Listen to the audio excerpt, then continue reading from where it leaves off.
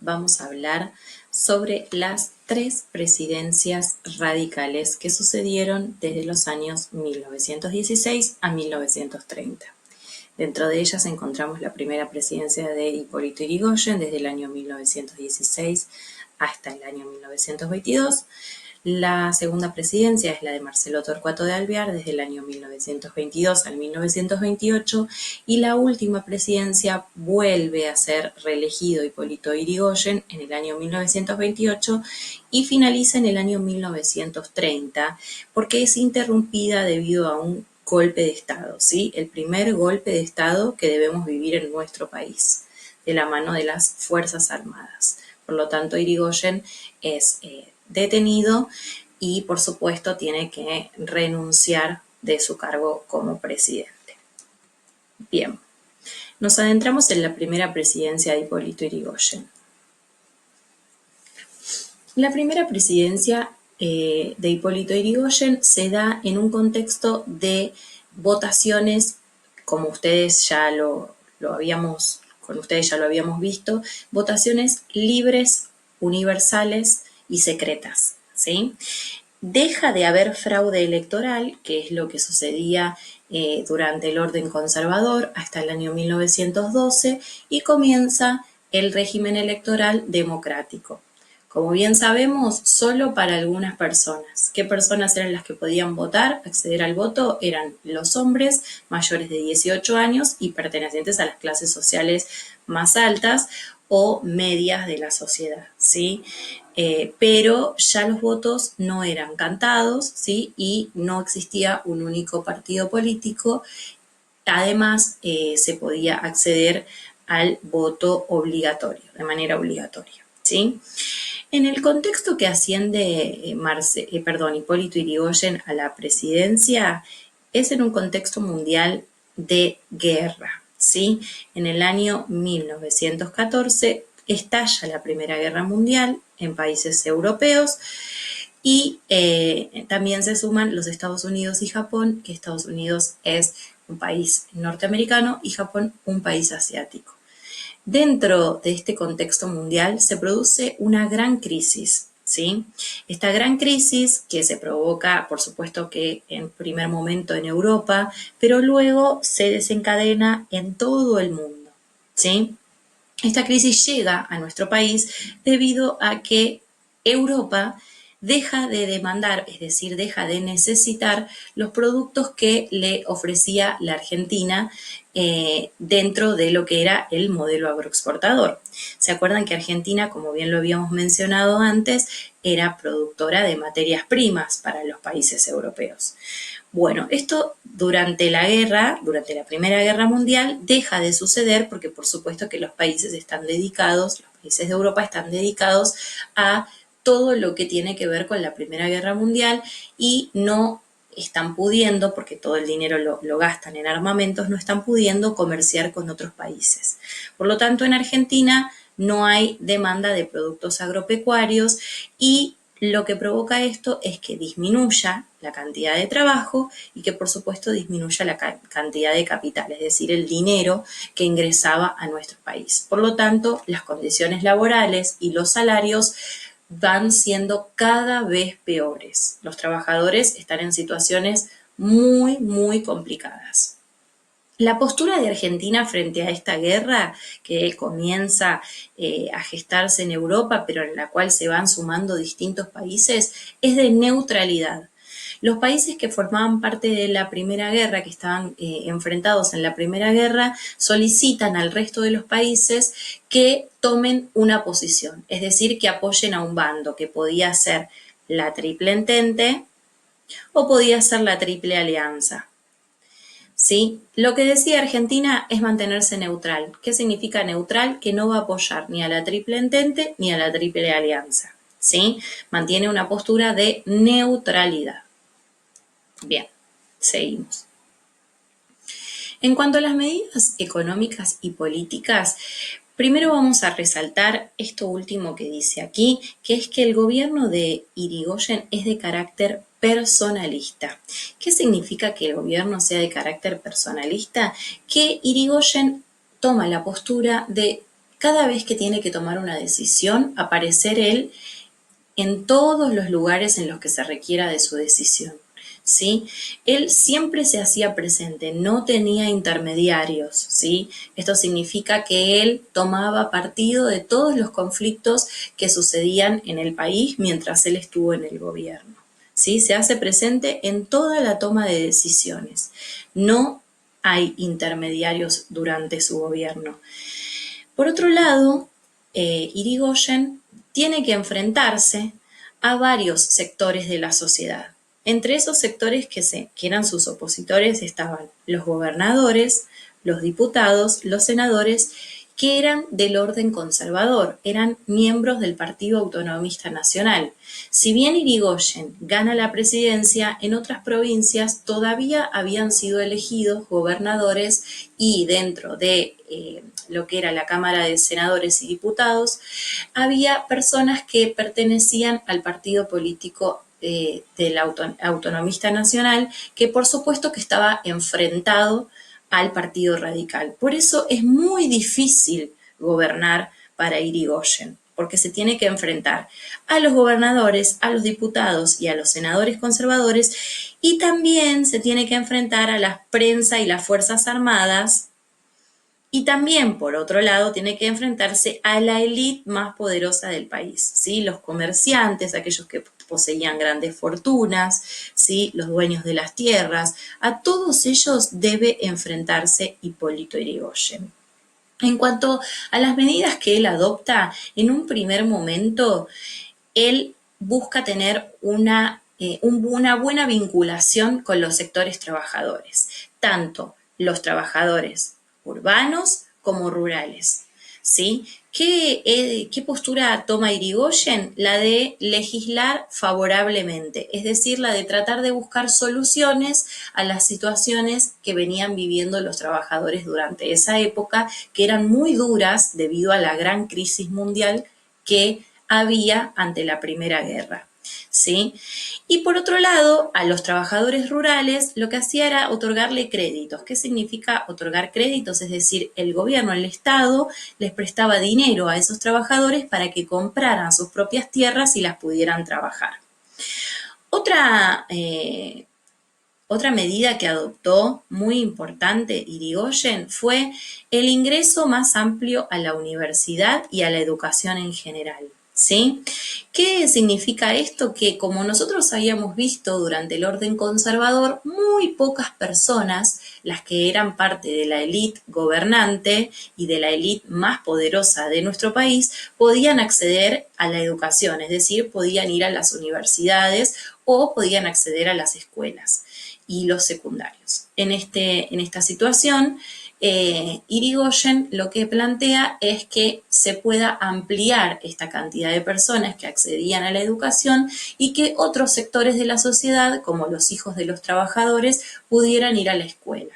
Y no solo a la escuela, sino también a la universidad.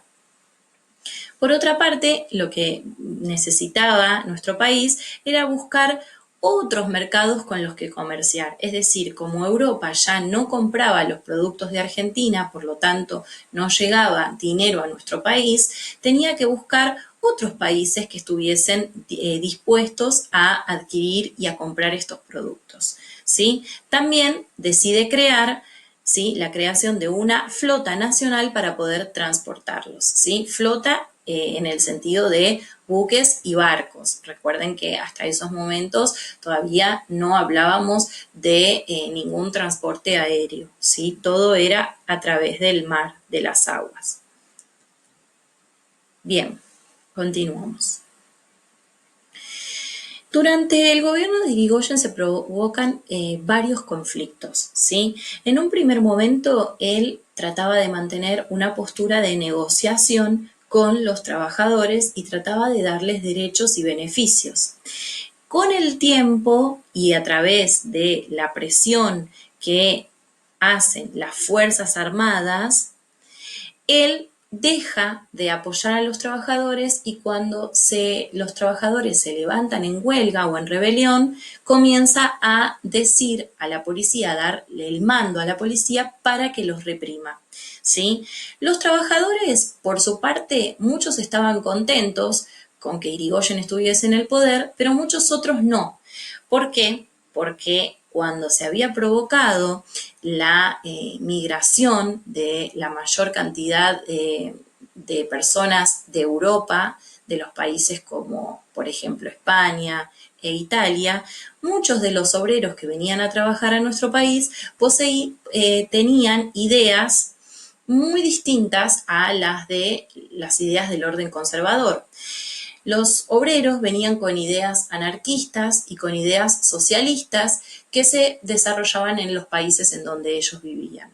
¿Qué significan ideas anarquistas y socialistas? Bueno, ellos creían que era posible que hubiese un gobierno que estuviera, en el cual se incluyera a los derechos de los trabajadores, ¿sí?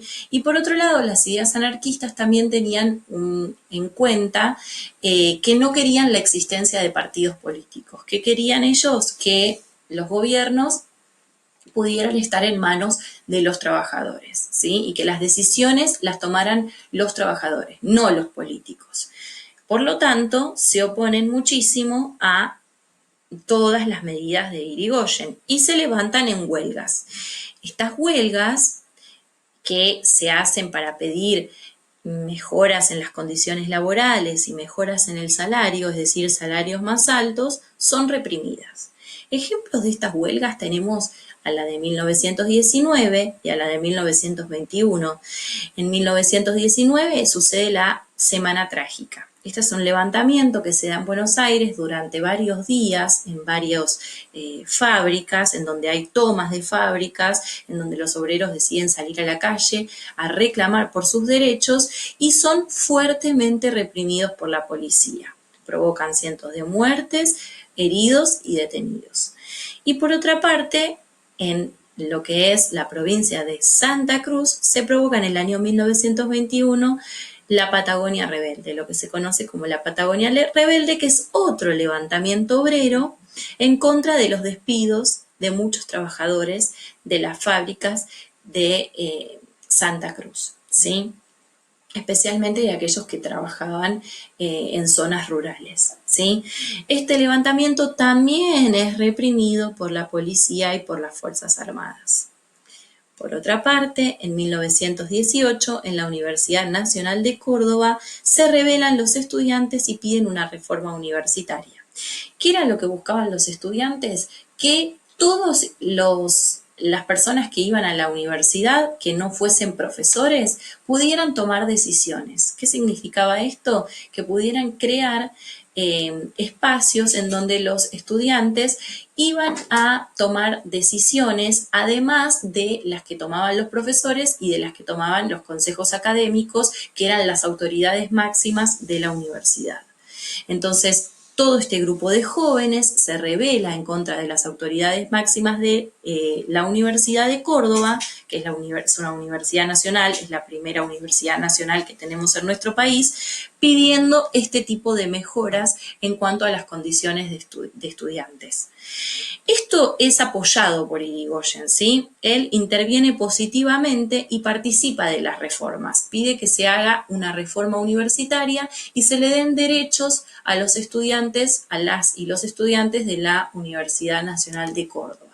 Esto sucede en el año 1918 y se titula como la Reforma Universitaria. Es el primer levantamiento de universitarios y promulga muchos derechos que incluso siguen hasta el día de hoy en lo que es la educación superior, ¿sí?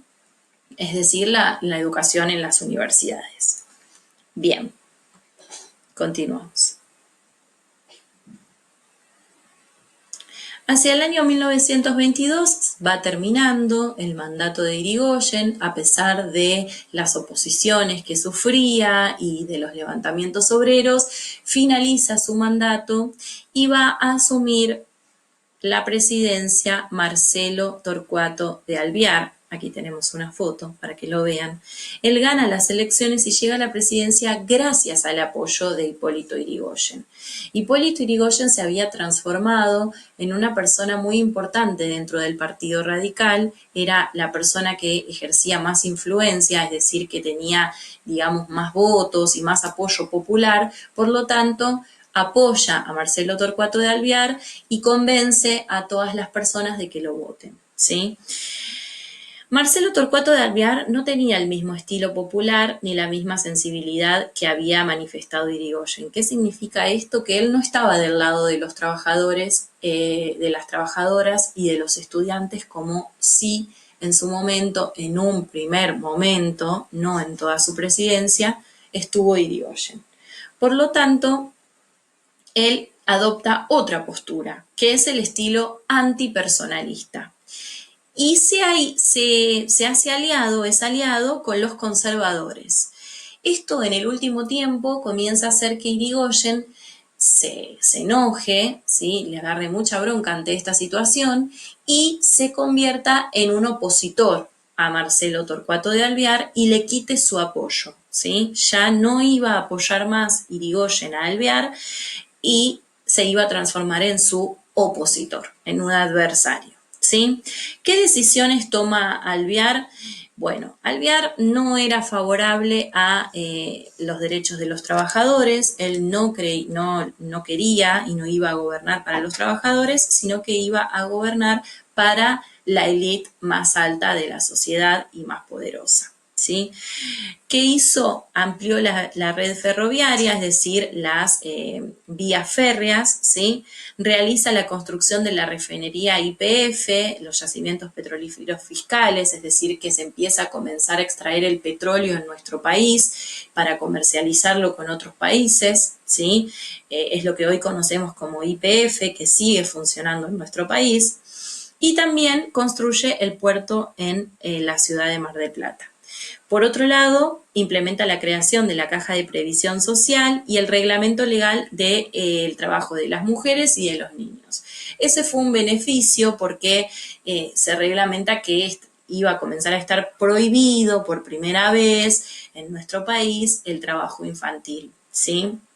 Eso es algo muy importante y es una medida, una de las únicas medidas que Marcelo Torcuato de Alvear toma en favor de los trabajadores.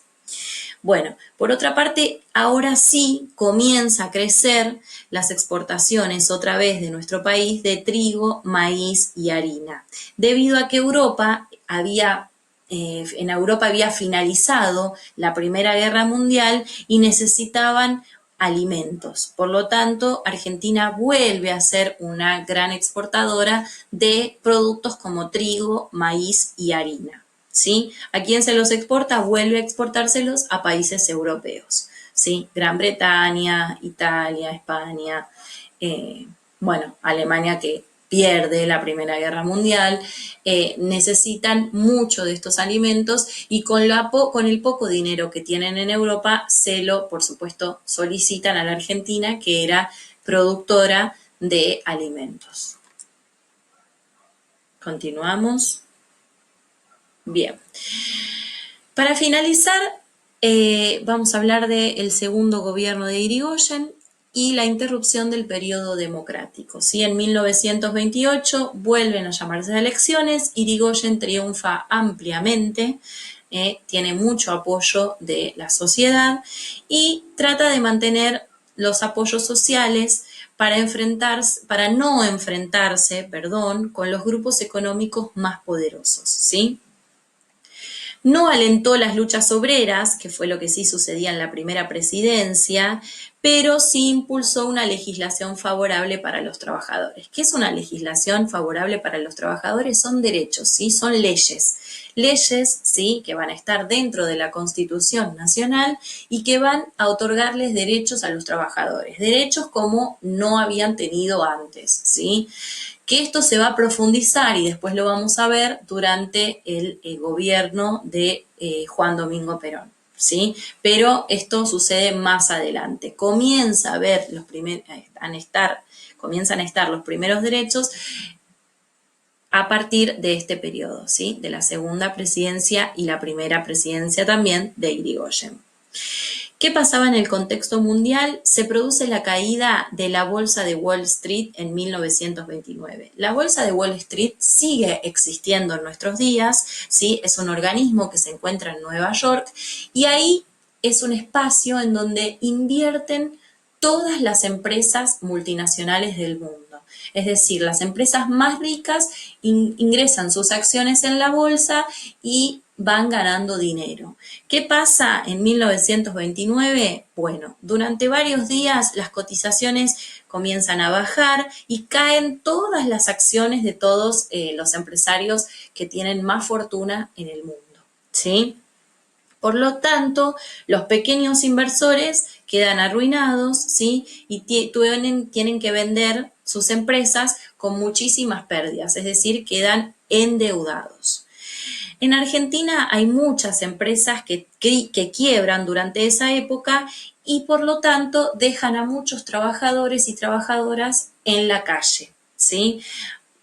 Crece muchísimo, muchísimo el nivel de desocupación en nuestro país y ahí es cuando comienzan a haber muchas dificultades con el gobierno de Irigoyen porque los obreros vuelven a salir a la calle pidiendo por favor mejoras en sus condiciones e incluso pidiendo trabajo, ya que no había trabajo.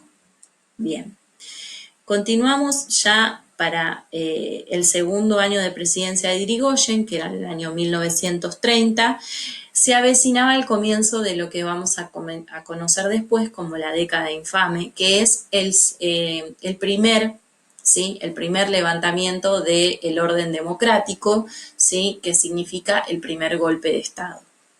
El gobierno no puede controlar la situación, aquí lo dice, lo cual significa pérdida del apoyo, de los apoyos populares de los trabajadores y la situación se complica muchísimo con los grupos políticos y sociales opositores. Por lo cual, en 1930, los conservadores, junto con las Fuerzas Armadas, organizan un golpe de Estado y destituyen a Irigoyen llevándolo preso a la isla Martín García, donde iba a permanecer en el comienzo del golpe militar de 1930 y se encabezaba a partir de ahí el comienzo de la década infame. ¿Qué podemos decir como los logros de las tres presidencias radicales? ¿Sí? Durante los años que gobierna el radicalismo se produjeron cambios en las ciudades, ¿sí? Hubo una modernización de los transportes, ¿sí? Y los trabajadores pueden comenzar a comprar en cuotas sus primeras viviendas, ¿sí? ¿Qué sucede durante estas presidencias? Es muy importante que pensar que comienzan a crecer mucho los trabajos en las ciudades. Las pequeñas fábricas se empiezan a instalar en las ciudades, entonces los trabajadores que estaban antes en el campo van en busca de mejores condiciones a las ciudades y comienzan a poblar las ciudades, ¿sí? Por lo cual empiezan a surgir los primeros barrios con las primeras viviendas.